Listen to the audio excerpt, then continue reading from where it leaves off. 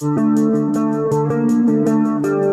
2026 nanti, surat kepemilikan tanah yang dikenal sebagian masyarakat sebagai kirik tidak akan berlaku lagi. Untuk itu, sangat penting memahami apa itu kirik dan mengapa tahun depan tak lagi berlaku. Berdasarkan Peraturan Pemerintah Nomor 18 Tahun 2021, seluruh alas hak lama termasuk kirik dinyatakan tidak lagi berlaku sebagai alat bukti kepemilikan tanah mulai 2026 mendatang. Ketentuan itu menjadi penanda adanya perubahan besar dalam sistem pembuktian hak atas tanah di Indonesia.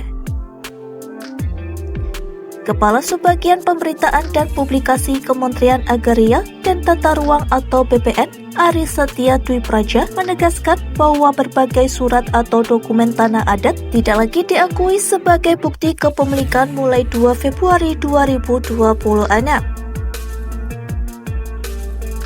Lalu, apa sebenarnya yang dimaksud dengan kirik?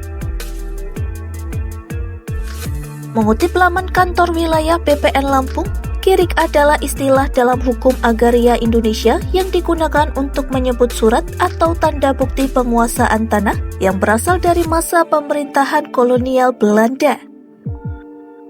Kirik bukanlah sertifikat tanah resmi seperti yang berlaku saat ini.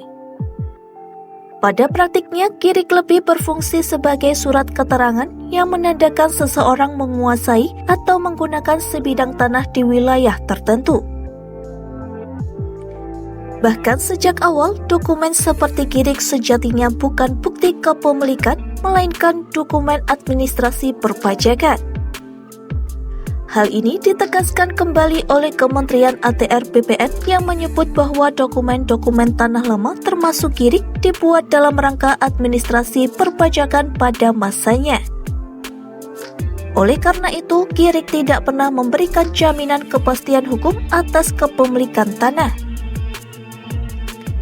Secara umum, surat kirik diterbitkan oleh kepala desa atau lurah dan digunakan sebagai dasar pemungutan pajak bumi dan bangunan.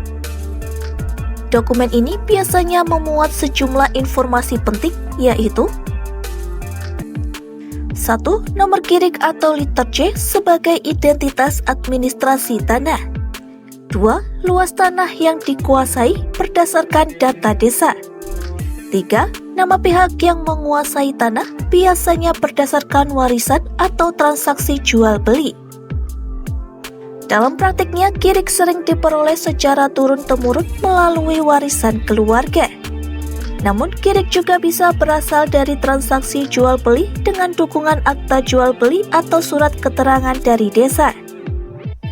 Selain itu, penguasaan tanah berdasarkan hukum adat setempat juga sering menjadi dasar terbitnya kirik.